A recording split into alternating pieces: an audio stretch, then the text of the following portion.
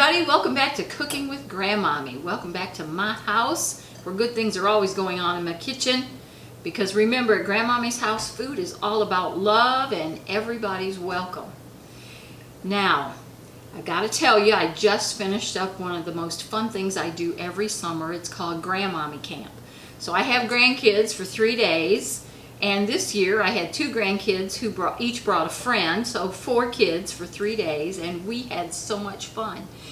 The recipe I'm going to show you today has some strawberries in it because usually at Granmommy Camp we get to go out and pick strawberries and make jam and other strawberry recipes, but strawberries aren't in yet. So I'm just going to use a few store-bought strawberries to show you today's recipe. Stay tuned at the end of the cooking video if you'd like to see some pictures and some really great ideas of fun things to do with your grandkids, because every grandmommy should do a Granmommy Camp. It's so much fun. But for now, let's get cooking on this strawberry spinach salad.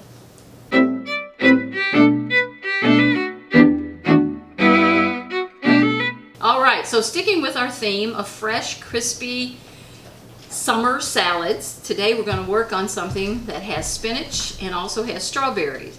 Now, usually strawberries are ready to pick, as I said earlier, but they're just not here yet. They're taking their time. So I'm using store-bought berries, and they're pretty good, but here's the main difference. When you pick berries here in Michigan, see the inside of this store-bought berry, how white it is?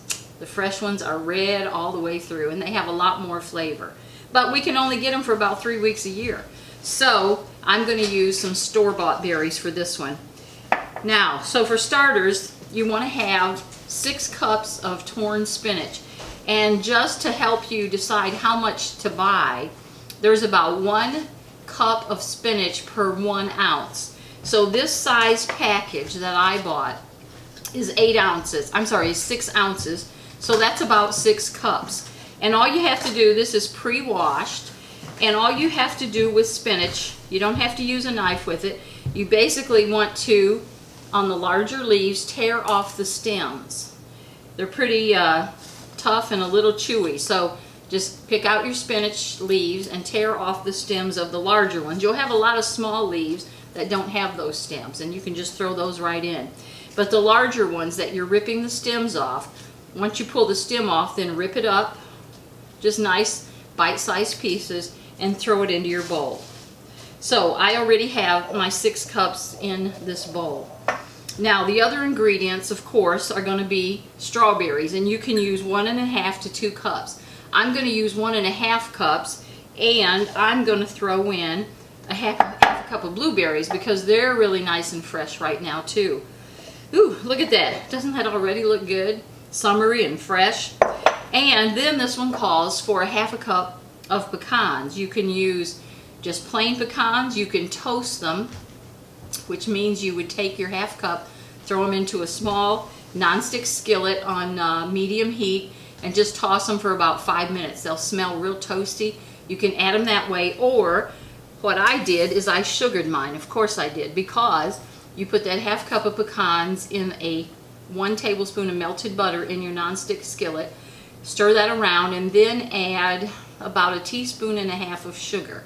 And then just stir that for about 5 minutes until the sugar dissolves. So after you finish those, you want to pour them onto like a parchment paper, and they should be completely cool when you put them into the salad.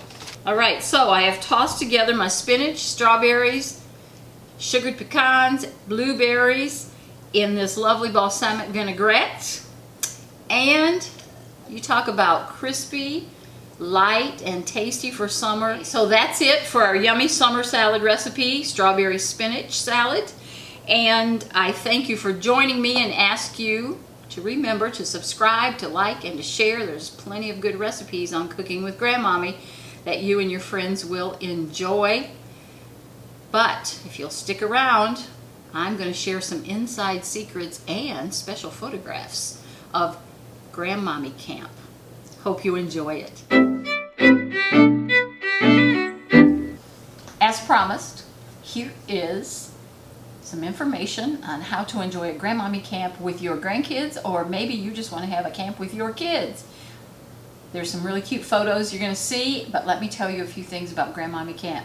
Day one, no electronics. They know it. They don't come in expecting to watch television or to use electronic devices. Everything is about activity. Making crafts, being outdoors, cooking, cleaning up. They get tickets for each activity they participate in at the end of the camp. We count tickets, and the person with the most tickets gets a prize. So taking out the trash gets a point, cooking gets a point. In fact, our boys cooked breakfast one morning, sausage and eggs. Not bad for 11-year and 12-year-old guys. We appreciated it. The most fun and important activity that we have done each year, and we've gotten better and better, is each child builds a campsite. This year we were able to make it entirely out of edible goodies. I got the idea years ago when I saw a Nutter Butter cookie with a fruit roll-up wrapped around it to look like a sleeping bag, and I thought that was just hilarious. So that's what started it. Now this year we made chocolate chip cookie in a cookie pan for the base. So each person had a square about so big, and they built a campsite on it. Graham crackers for tents, blue frosting for water. They built campfires with pretzels and orange frosting. I mean, they get more creative every year. You will see that in the pictures, and it's really fun to do with your kids. And yes, they eat a lot of it while they're going, but they end up with a beautiful campsite. We send the photos of those out to about 20 people. They don't know who made which campsite, and they vote on those. So everybody really enjoys focusing on that and coming up with new ideas on what to make. We have picnics on a blanket. We made Father's Day gifts this year. We had birdhouse kits for the boys. One of the biggest activities that everyone got into was tie-dyeing. There were shirts, socks, pillowcases. They thought of lots of different things that they could tie-dye. That turned into a lot of fun. One of the most interesting but things that I enjoy the most is each one has a spiral notebook. And each of the four will start writing a story. I give them 10 minutes to write, then we stop. Then they pass the book to another child who continues the story, 10 minutes, stop the clock. And so at the end of the camp, we have a story with 4 different chapters written by 4 different people. It is so fun to see how creative they are and the stories that come out of it. So there's just a few ideas, some fun photos to look at. Try some of these out with your kids and your grandkids. Make some memories. This is Granmommy, and I will see you later. Bye-bye.